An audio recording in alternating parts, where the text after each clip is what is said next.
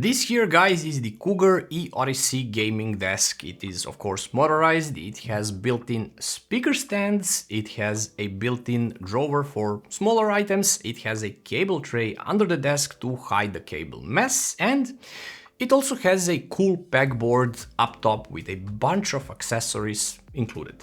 Word from a sponsor and let's build it together. Looking for affordable Windows or Office keys? Look no further, I got you covered. Head over to scdkey.com, pick your Windows edition, use my discount code LE25 to get a 25% on any Windows or Office products. Once you complete your order, after a few seconds you will receive your code. In Windows, go to Settings, there should be an Activate Windows prompt at the bottom. Click that, enter your code and wait for Windows to finish activation. To check the activation status, use the command prompt with the command slmgr.vbs/xpr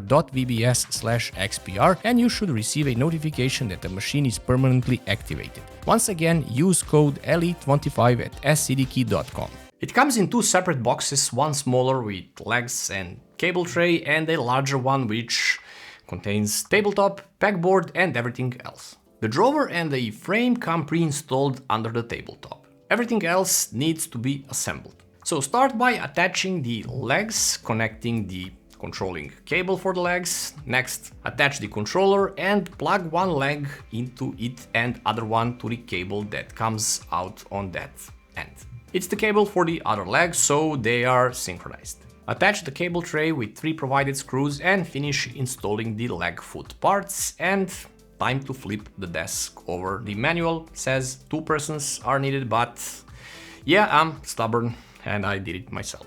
Next item to assemble are the vertical bars that will hold the speaker stands as well as a pegboard. There is no designated space where they go, but something along 24 centimeters from the edge of the desk seemed right to me. I did measure it just in case, and then you just attach the pegboard and secure it with the thumb screws at the back. Attaching the speaker stand is straightforward, 2 screws for each and you are done. Attaching the pegboard accessories is completely up to the user, so you are getting here 3 larger trays or the keyboard displays, 2 gamepad holders and 2 headphone hangers, and actually 1 pen holder as well. It's a similar system as with the IKEA pegboard. So this is pretty much it and you are done with the assembly process. It goes up to 118 centimeters up and down to 73 centimeters. Something alongside 95 centimeters for standing is pretty okay for my height, and 73 to 75 for the sitting position. On the control unit here there are several controls. There is a manual up or down control display with the actual height, and there is also a so-called well-being button, I think. This will lift the desk 1 centimeter every 3 minutes so you can correct your posture. It's an annoying thing if you ask me, and there are low and high memory presets. These are simple, you find the desired height you want and long press the memory button and it will flash when memorized. Do the same for the stand position and you will have your sit and stand memory presets ready. The desk itself is sturdy when in the sitting position and just a little bit wobbly when in the stand position. I mean, you can still work and type at the same time normally, but if you go harder on the keyboard, expect some wobble. This is normal for any motorized sit and stand desks. Motors in the legs are super silent. Honestly, I expected them to be more noisy, but instead they are silent and awesome. Apart from these things already mentioned, there are also hooks that you can mount in the front under the desk if you prefer to hang your headphones there. The drawer here is excellent and this is one of the better parts of the desk in my opinion. It has a soft feeling material on top and acts as a handrest for your hands while you type. It may look bulky at first, but it is kind of natural to have this there. Pull from under and the little drawer goes out. It has a felt padded bottom inside to keep your little things safely in place. So let's sum some pros and cons of this desk, since I have been using it for just a little bit under 1 month and it has become a main desk here in the studio.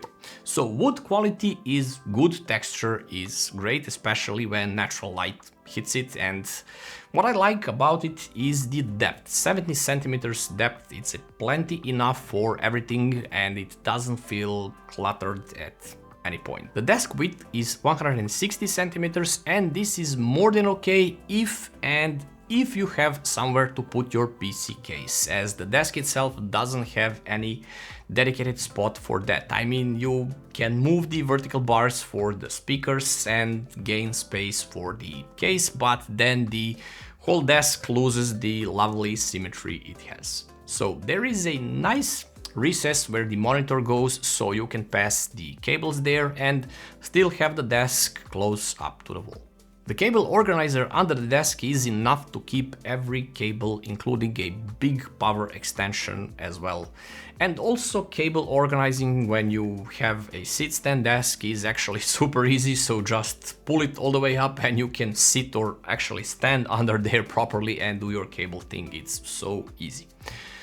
The drawer under the desk has become one of my favorite things about this desk. It's super good for keeping, I don't know, a notebook here, some flash drive, card readers and such for quicker access.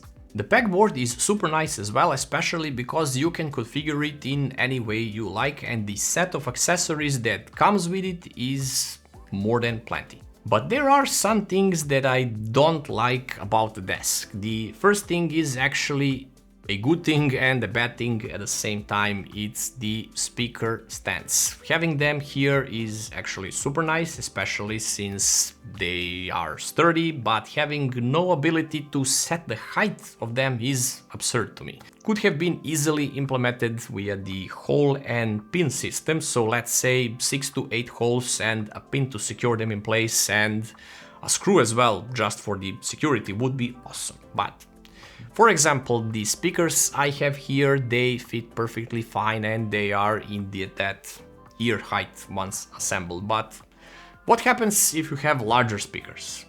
They would be positioned way above your monitor, or actually way above your hearing position. So they would look out of place. So Cougar, if you're watching this, please take this idea into account. It's so simple yet effective to implement here. Also, there are no cable routing channels here, nor Velcro straps, so I improvised with my own. But again, could be done through the pole itself, I mean the leg of the desk. The second thing that I don't like could be the wobbliness when in the high position, but this plagues almost all standing desks, so no biggie here. Then we come to the price, which is $700 US, which is a bit steep, but come on, you're getting a bunch of stuff here that would be much higher if you are getting some other sit-stand desk and getting all these add-ons separately. The desk is awesome with all of the items put together, and it looks great once everything is finished, so 10 out of 10 would recommend. Thanks for watching guys, sub to the channel, like and share the video, and I'll see you in the next one.